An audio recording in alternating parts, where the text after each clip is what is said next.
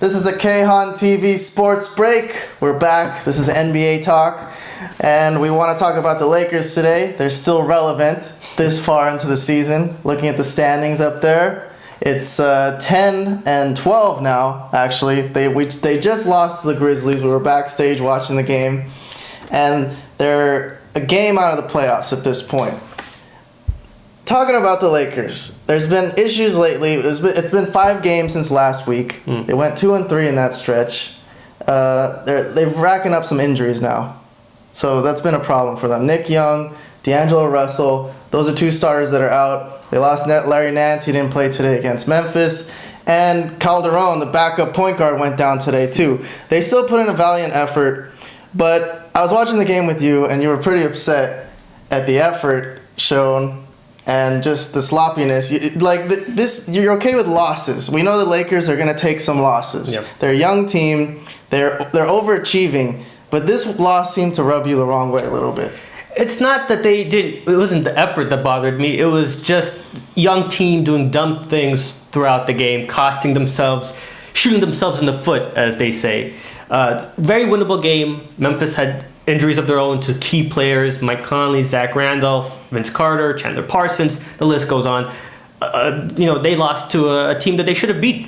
Quite frankly, I mean, yes, they're playing on a back-to-back. They're playing 4 games in 5 nights, but who are they playing against? Really, this was a very winnable game. They were leading most of the game, and this was a game they just, quite frankly, just let go. They had it and they just dropped the ball. Well, 2 things that I noticed: the second unit. It has a tendency to want to push the ball. And late in the game, they were still pushing the ball when maybe they should have slowed the game down. It was getting too intense, and they were sloppy and lost the ball in transition a couple times. Another thing, the injuries. They've been rotating these players a lot, the first unit and the second unit, and really, with 4 players out now, maybe a lot of guys are racking up more minutes. Do you think fatigue had anything to do with the fourth quarter? It wasn't a collapse. It was a close game. They had a lot of plays where they didn't run any plays. They were kind of just jacking up shots a little bit.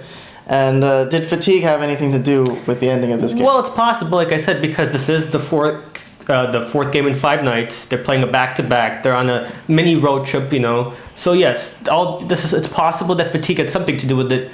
But since they were kind of playing they were trying to play fast, but Memphis plays slow. They didn't have to do a lot of running and gunning. There really wasn't that much because Memphis slowed the pace down. But they kept trying to speed it up, and it really wasn't working because they were just throwing the ball every which way. And these things cost them.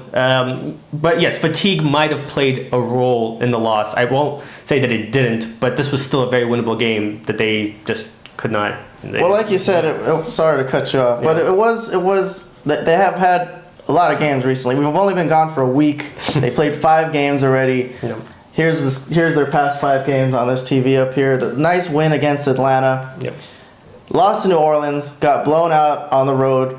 And then on the very next night, went to Chicago and won on a second night of a back-to-back. How does that make any sense? What do you make of this team so far? I mean, I know we talked about it last week, but this past week has been an interesting week. They've had 4 out of 5 road games. Right. They're still a game out of the playoffs. Only a game, with a huge game against Utah coming up on Monday against a playoff rival, a bubble team that they will be looking to take their spot pretty much. What did you see from them in the past week that showed you anything could change going forward? Well, they're inconsistent. That's the reason for it's the only reason I have for explaining why they were able to beat Chicago. And then not able to really show up at all against the Pelicans the previous night. They're young. They make mistakes. I don't think it's lack of effort. It's just figuring out what they need to do and how they need to do it. It's still a learning curve, and they are getting better at it. But there are still issues because, like I said, they're young. They're going to figure it out as the season goes on, and as in the future for sure. If they keep this core group together, they'll be able to figure it out. But that's my reasoning for the lack of consistency for the team, why they show up one night and don't the next. Okay, well, one last thing. Interesting thought that came to my head. I was watching this team. Everyone knows they're an exciting team, exciting bunch, young second unit. But I can figure out who their best player is. I mean, we're how many games into the season? They're 10 and 12, 22 games. That's a big chunk. That's about a fourth of the way through. Yep. Who is the Lakers' best player in your opinion? You've watched this team for the past 20 years, I guess. But this is a new team. Yeah. Well, who's the Lakers' best player? Well, Lou Williams is, because he's the most consistent. He's the veteran in the team. He's one of the guys that they rely on to score heavily for them. And he's the one that really is the most consistent of the guys that they have on that team, because he's been through. He's not a rookie. He's a guy that's been there and done that. So he is the team's best player, and you saw it tonight. He scored. He kept them in it. I think he had 40 points tonight. He's the team's best player. That's 100%, no doubt about it. So should he start then? Shouldn't the team's best player be in the starting lineup? Well, that's another question. That's a question that we had last week. What should Luke Walton do about the rotations? And I threw out Lou Williams' name as a guy that should potentially start.